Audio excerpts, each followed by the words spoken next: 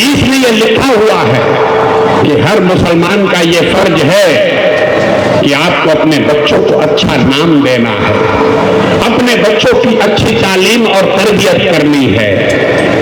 सबसे ज्यादा गरीबी, फटेहाली, बदहाली अगर कहीं है तो वो मुसलमान भाइयों के गांवों में, घरों में है। क्योंकि जिन दलों को आपने रहनुमा बनाया है उन्होंने आपको टिकट नहीं दिया, इसलिए आपके 19 विधायक हैं।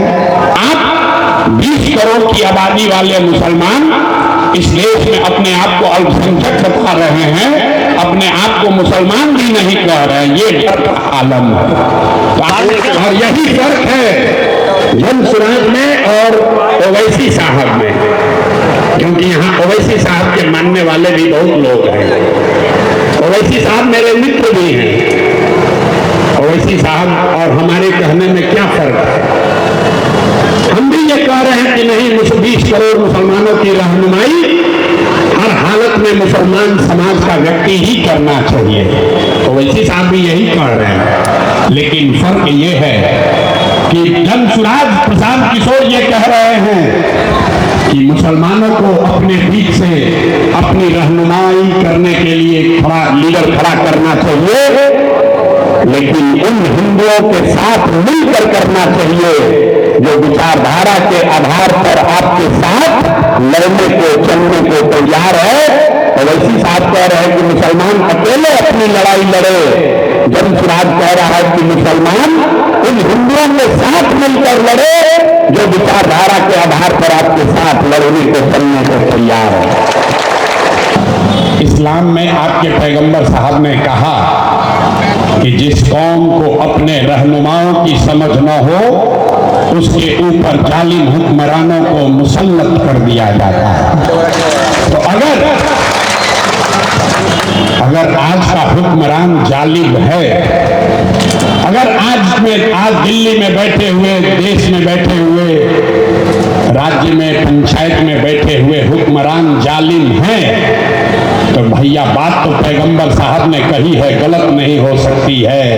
फैसला आप कर लीजिए कि कहीं न कहीं आपसे अपने रहनुमाओं को चुनने में गलती हुई है, तभी तो आपके ऊपर जालिम हुक्मरानों का शासन हुआ है। ऐसे मुसलमान हैं जो चाह कर भी अपने बच्चों के साथ इंसाफ नहीं कर सकते हैं, अपने बच्चों की तालीम और तरबियत नहीं कर सकते हैं। तो आप समझ लीजिए कि कौन सही है और कौन गलत है। दोस्तों, अगर आप पैरामेडिकल कोर्स करना चाहते हैं तो आपके लिए बड़ी खुशखबरी है, क्योंकि अब दिल्ली के जामिया हमदर्द यूनिवर्सिटी सेंटर किशनगंज से आप पैरामेडिकल से जुड़ी हुई सभी तरीके के कोर्स कर सकते हैं और एक अच्छा रोजगार का जरिया बना सकते हैं। इसके लिए आप एडमिशन के लिए आप इस नंबर पर संपर्क कीजिए और आज से ही पैरामेडिकल कोर्स करके एक अच्छा रोजगार का जरिया बनाइए। जिस व्यक्ति ने नरेंद्र मोदी का देश में अभियान चलाया है, उस व्यक्ति के साथ हम लोग कैसे चल सकते हैं, उस पर भरोसा कैसे कर सकते हैं? अगर आप ऐसा सोचते हैं तो बिल्कुल आपका सही सोचना है। आपको प्रशांत किशोर पर कोई भरोसा करने की जरूरत नहीं है।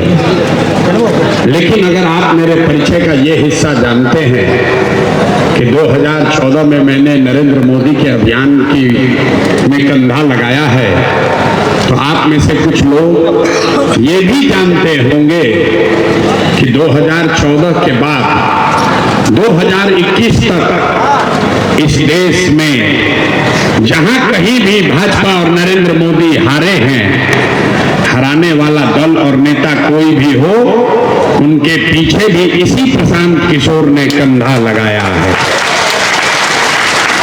2015 में बिहार में, 2017 में पंजाब में, 2018 तेलंगाना में, 2019 आंध्र प्रदेश में, 2020 दिल्ली महाराष्ट्र में, 2021 तमिलनाडु और बंगाल में, इतनी जगहों पर इसी प्रशांत किशोर ने उन नेताओं की, उन दलों की मदद की जिन्होंने भाजपा को हराया है।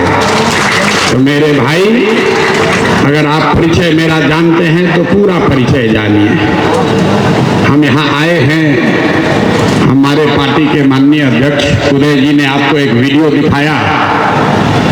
हम इस तरह का एक्सप्लेनेशन नहीं देते। क्योंकि मेरा ऐसा मानना है कि सच्चाई की एक अपनी ताकत है। जो सच है वो सच है। हमारे वीडियो दिखाने से, बात कहने से क्या फर्क पड़ने वाला है। इस मंच पर जो आएगा, जन सुराज का मंच है, तो स्वाभाविक तौर पर वो जन सुराज के बारे में अच्छा ही बताएगा।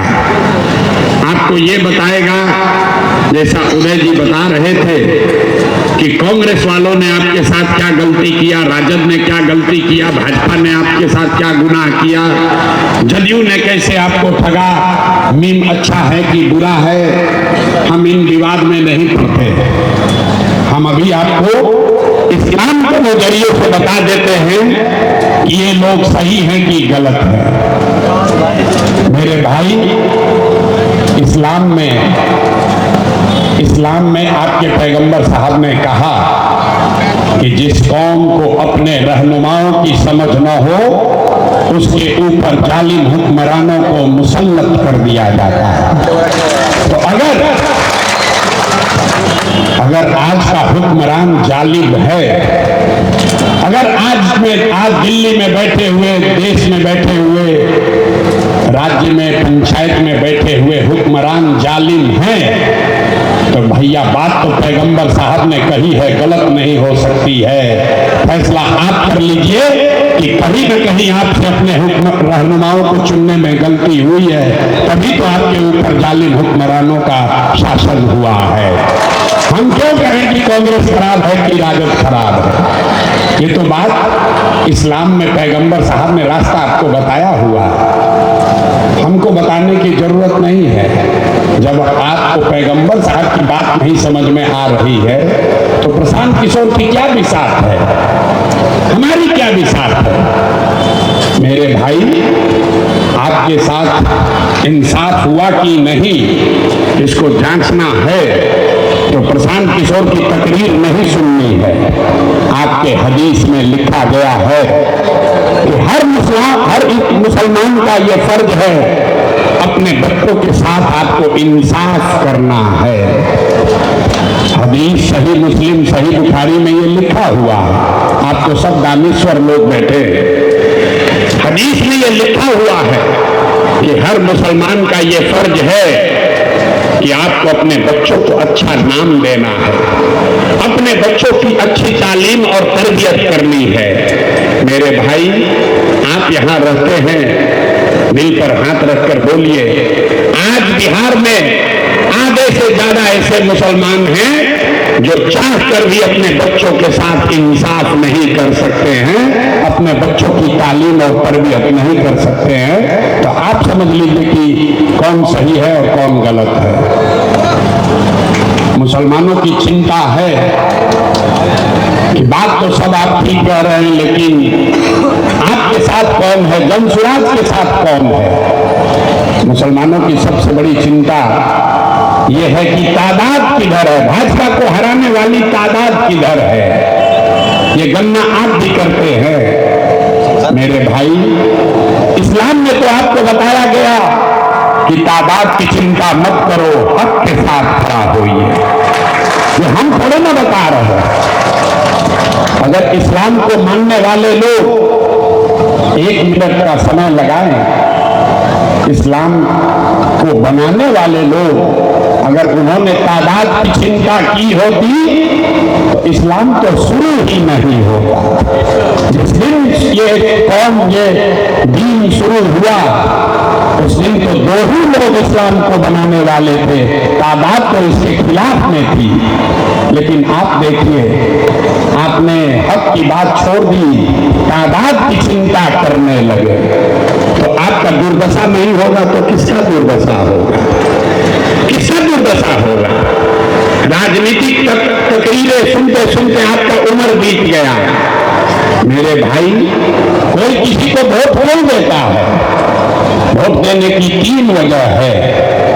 आप वोट देते हैं अपना और अपने बच्चों के विकास के लिए, आप वोट देते हैं राजनीतिक भागीदारी के लिए, और आप वोट देते हैं अपने राजनीतिक विरोधी को हराने के लिए।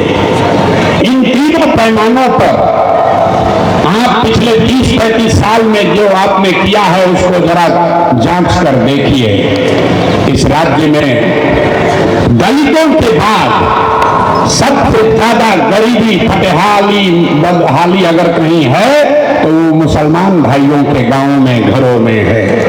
तो ये तो आप मानेंगे, हर मुसलमान मानेगा कि 30 वर्षों के लालू नीतीश के राज में बिहार में आपको तरक्की, विकास आपके और आपके बच्चों को नहीं मिली। लेकिन चलिए विकास की बात छोड़ देते हैं। लोग ये कहते हैं कम से कम हमारा दल तो सत्ता में है, हमको भागीदारी तो मिलती है। तो चलिए भागीदारी को जांच लेते हैं। आबादी के हिसाब से इस राज्य में कम से कम 40 विधायक मुसलमान होने चाहिए। अभी हैं कितने? 19। और इसकी तमाम चर्चा बहुत मुस्लिम समाज के लोग करते हैं, बड़ी चिंता भी दिखाते हैं कि हमारा तो 19 ही विधायक है, हमको और भागीदारी मिलनी चाहिए। मैं आपको बता रहा हूं ये चिंता का कारण नहीं है। चिंता का कारण क्यों नहीं है? क्योंकि जिन दलों को आपने रहनुमा बनाया है उन्होंने आपको टिकट नहीं दिया, इसलिए आपके 19 विधायक हैं। चिंता का कारण ये है मेरे भाई कि आबादी के हिसाब से बिहार में 1650 मुखिया मुसलमान होना चाहिए। 1200 से कम मुखिया ही बिहार में मुसलमान है। आबादी के हिसाब से 27,500 वार्ड सदस्य मुसलमान होने चाहिए। पूरे बिहार में 11,000 से कम वार्ड सदस्य मुसलमान हैं। आप सब लोग जरा सोच के बताइए कि विधायक तो आपका इसलिए नहीं है क्योंकि आपको टिकट नहीं मिला, लेकिन आपको मुखिया और वार्ड सदस्य बनने से किसने रोका है? वो आपकी मानसिकता ने रोका है, उस डर ने रोका है जिसमें आपको बता दिया गया कि आप चुनाव में भाग मत लो, चुनाव हमको जिताओ, हम तुम्हारी सुरक्षा करेंगे, हम तुम्हारी चिंता करेंगे। इसीलिए आपके समाज के बच्चे मुखिया और सरपंच भी कभी चुनाव नहीं लड़ना चाहते, वो चाहते हैं किसी के पीछे चले। यहाँ बहुत विद्वान लोग बैठे हुए हैं, ये डर का आलम देखिए। आप अपने आप को अल्पसंख्यक बताते हैं। आप मुझे बताइए मुसलमानों की किस किताब में आपको अल्पसंख्यक कहा गया है? आप तो भाई मुसलमान हैं, अल्पसंख्यक कब बन गए? ये अल्पसंख्यक नेताओं ने आपको बना दिया। कभी आपने किसी सिख को ये कहते हुए सुना कि हम अल्पसंख्यक हैं? कहीं किसी बुद्ध को मानने वाले ने अपने आप को अल्पसंख्यक बताया? आप 20 करोड़ की आबादी वाले मुसलमान इस देश में अपने आप को अल्पसंख्यक बता रहे हैं, अपने आप को मुसलमान भी नहीं कह रहे हैं। ये डर का आलम है। तो आप चुनाव क्या लड़िएगा? तो मेरे भाई आपको विकास मिला नहीं, भागीदारी मिली नहीं। अब तीसरा देख लीजिए, मुसलमान लोग कहते हैं कि छोड़िए भैया, कुछ हो ना हो, कोई जीते कोई हारे, कम से कम हम लोग भाजपा को हराना चाहते हैं। तो चलिए उसी को जांच लीजिए। 1989 से जब से आपने लालटेन में किरासन तेल बनकर जलना स्वीकार किया है, 1989 में इस राज्य में, बिहार में भाजपा का 0 सांसद था, 0। देश में जो 2 सांसद उनके जीत कर आए थे 1984 में। आज भाजपा का, उनके गठबंधन का 300 से ज्यादा सांसद है और बिहार में भी उनके 0 से बढ़कर 35 सांसद हो गए। तो मेरे भाई आपको विकास मिला नहीं, भागीदारी मिली नहीं और भाजपा को आप हरा पाए नहीं। लेकिन मुसलमानों की जो कौम है वो मानने को तैयार नहीं है। आप रास्ता बदलना चाहते ही नहीं। आप कह रहे हैं कि हमारे पास कोई रास्ता नहीं है। रास्ता बनाइएगा तब न बनेगा। कई बार मुसलमानों को ये लगता है कि हम लोग के साथ बड़ा धोखा हुआ। ऐसी बात नहीं है।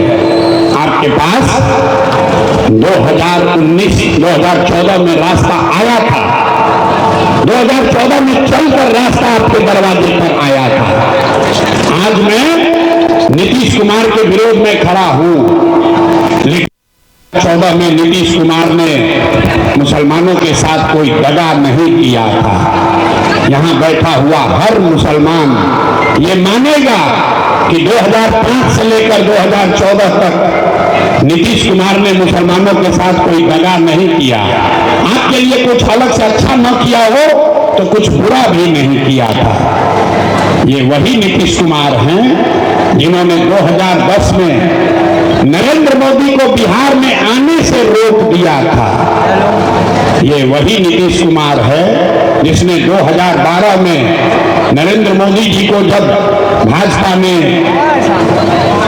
कैंपेन कमेटी का चेयरमैन बनाया, प्रधानमंत्री का उम्मीदवार घोषित किया, तो नीतीश कुमार ने उस गठबंधन को तोड़कर अपनी सरकार को खतरे में डाला। लेकिन वही नीतीश कुमार जब 2014 में आपके भरोसे चुनाव लड़ने आए तो मुसलमानों ने लालटेन को पकड़ लिया और नीतीश कुमार का राजनीतिक मान मर्दन हो गया। इसी किशनगंज में नीतीश कुमार के घोषित उम्मीदवार अपना चुनाव क्षेत्र छोड़कर भाग गए थे। आप मेरे भाई अगर 2014 में नीतीश कुमार के साथ खड़े हो गए होते तो आपके पास विकल्प ही विकल्प होता, देश और राज्य की राजनीति अलग होती। लेकिन तब जैसे आज आप दुविधा में पड़े हुए हैं, 2014 में भी आप दुविधा में पड़े हुए थे। इसीलिए आपके पास विकल्प नहीं है। आपके साथ किसी ने धोखा किया, वो आपको याद है, आपने भी तो उनके साथ धोखा किया भाई। 2005 से लेकर 2014 तक नीतीश कुमार ने मुसलमानों के लिए सब कुछ किया, लेकिन 2014 में आपने नीतीश कुमार के साथ ईमानदारी नहीं बरती। तो आप गलत कीजिएगा तो उसी आदमी ने आगे आपके साथ गलती करी है। और वही नीतीश कुमार 2017 में आपके पीठ में छुरा घोंप के आपका वोट लेकर जब जीत गए, आपको छोड़कर भाजपा में चला गया। लेकिन अगर आज नीतीश कुमार वापस आ जाए तो आप लोग फिर सब लोग उनको अपना रहनुमा मान लीजिएगा। अभी इंडिया गठबंधन में आ गए थे नीतीश बाबू, तो सारे मुसलमानों को लग रहा था कि यही मेरा नया रहनुमा है। तो जिस दिन नीतीश कुमार को आपको रहनुमा बनाना चाहिए था 2014 में, तब आपने नीतीश को छोड़कर लालू का हाथ पकड़ लिया।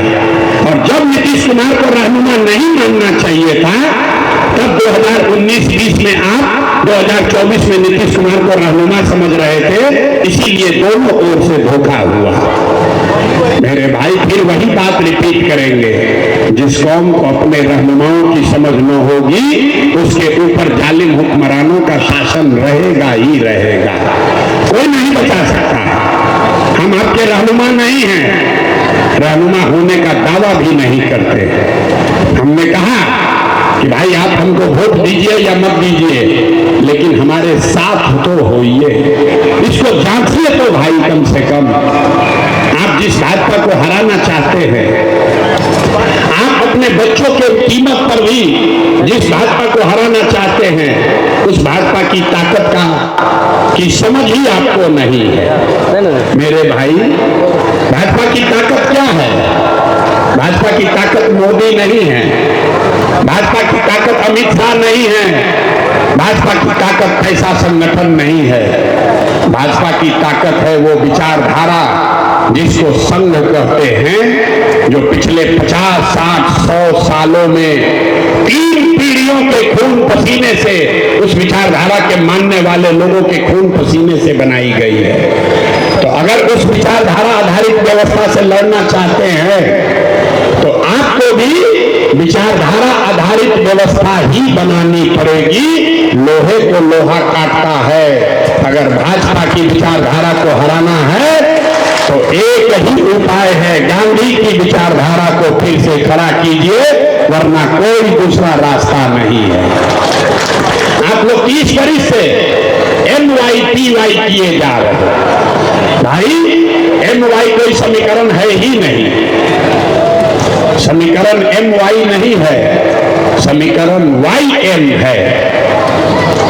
जहां पर Y समाज के लोग खड़े होते हैं, M समाज के लोग, मुसलमान लोग पूरी मुस्तैदी से उसको वोट करता है।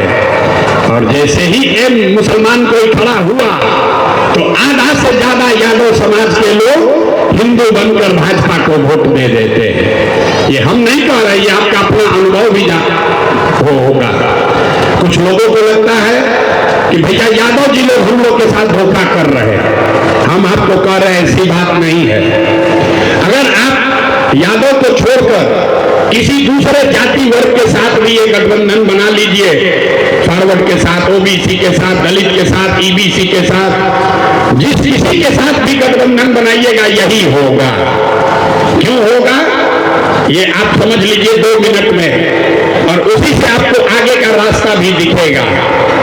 इस देश में 80% हिंदू रहते हैं और भाजपा को वोट मिला है 40%। याद रखिए, जब भी कोई आकर ये बोले कि सारे हिंदू भाजपाई हो गए तो ये आंकड़ा याद रखिएगा, 80% हिंदुओं के देश में भाजपा को 40% वोट मिला है। इसका मतलब है कि आज भी आधे से ज्यादा हिंदू भाजपा को वोट नहीं कर रहा है।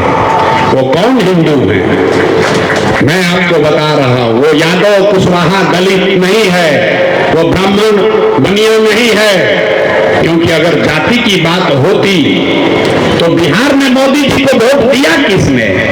बिहार में मोदी के जाति का तो एक भी हिंदू नहीं रहता है। मोदी को, भाजपा को वोट बिहार में उन हिंदुओं ने दिया जिसको भाजपा के हिंदुत्व के विचारधारा पर यकीन है। तो अगर हिंदुत्व की विचारधारा वाले हिंदुओं से लड़ना है तो उन आधे हिंदुओं को पहचानना होगा जो विचारधारा के आधार पर भाजपा से लड़ रहे हैं, उनको वोट नहीं दे रहे। वो कौन हिंदू है? जो हिंदू गांधी को मानने वाला है, वो किसी भी जाति का हो, वो भाजपा से इत्तेफाक नहीं रखता है, वो भाजपा को वोट नहीं देता है। जो हिंदू बाबा साहब अम्बेडकर की विचारधारा को मानता है, वो भी किसी जाति का हो, वो भाजपा को वोट नहीं देता है। जो कम्युनिस्ट विचारधारा के हिंदू हैं, वो भी किसी जाति के हिंदू हो, वो भाजपा को वोट नहीं देते हैं। जो जयप्रकाश लोहिया जी को के विचारधारा के मानने वाले, समाजवाद को मानने वाले हिंदू हैं, वो भी भाजपा को वोट नहीं देते हैं। तो जो जन स्वराज का फॉर्मूला है कि अगर इन 4 विचारधारा के मानने वाले हिंदुओं के साथ 20% मुसलमानों का सामाजिक राजनीतिक गठजोड़ बना दिया जाए तो हम लोग की संख्या हुई 7 और भाजपा हुई 40, और इसी से लंबी लड़ाई लड़ी जा सकती है। और ये हवा में बात नहीं है। आजादी से पहले इसी समीकरण में देश की आजादी की लड़ाई लड़ी है। देश की आजादी की लड़ाई किसने लड़ी? गांधी के मानने वालों ने लड़ा, बाबा साहब के मानने वाले लोगों ने आजादी की लड़ाई लड़ी, कम्युनिस्टों ने लड़ाई लड़ी, समाजवादियों ने लड़ाई लड़ी, मुसलमानों के पुरखों ने आजादी के लिए खून पसीना बहाया। तो जो आजादी से पहले की कांग्रेस थी, जो व्यवस्था थी, तब भाजपा का दम नहीं था, तब भी तो हिंदुत्व वाले लोग थे। लेकिन जब तक इन 4 विचारधारा के मानने वाले हिंदू और मुसलमान एक साथ थे, भाजपा का सर कभी बिहार देश में नहीं उठ पाया है। अगर उसको हराना है तो यही व्यवस्था बनानी पड़ेगी। यही उसी व्यवस्था बनाने का नाम है जन स्वराज।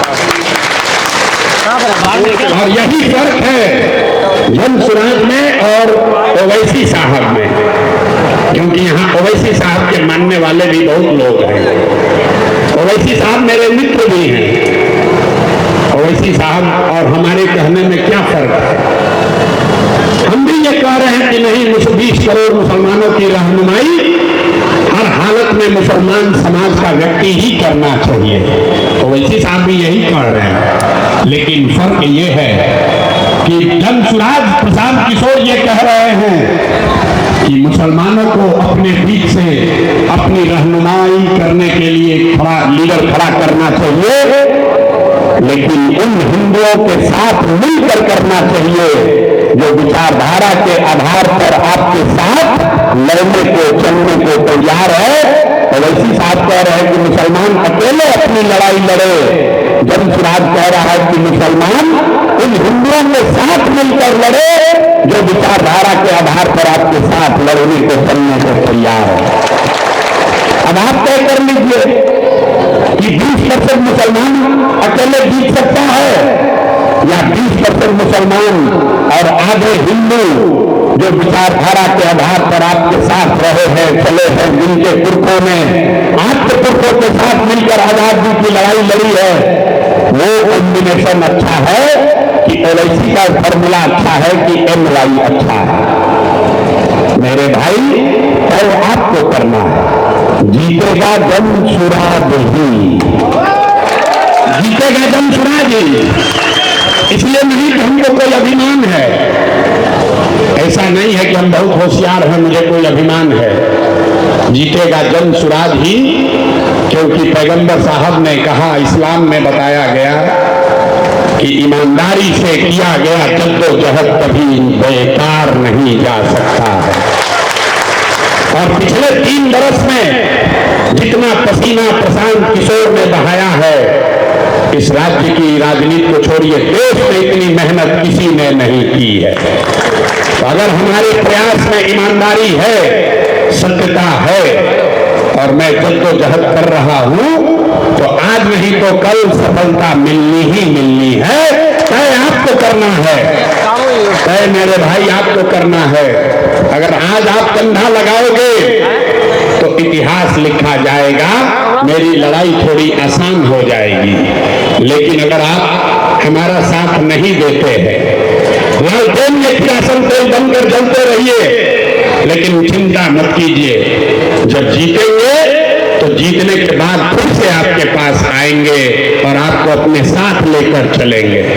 लेकिन अगर आपने अभी साथ नहीं दिया और जीत कर आए आपको साथ लेकर चलने, तो हरजाना तो जरूर वसूला जाएगा। हम आदमी हैं शाकाहारी, जीत कर आएंगे तो आपसे आपके घर पर सेवई भी खाएंगे और आपको साथ में भी लेकर चलेंगे। तो आपको कोई चिंता करने की जरूरत नहीं है। जमशुराज जीते, आप उसका साथ दो या मत दो, ये आपका अपना दल है, आपके बच्चों का दल है, आपको घबराने की जरूरत नहीं है। मन लगे तो वोट दीजिए और न मन लगे तो बाहर से बैठकर देखिए।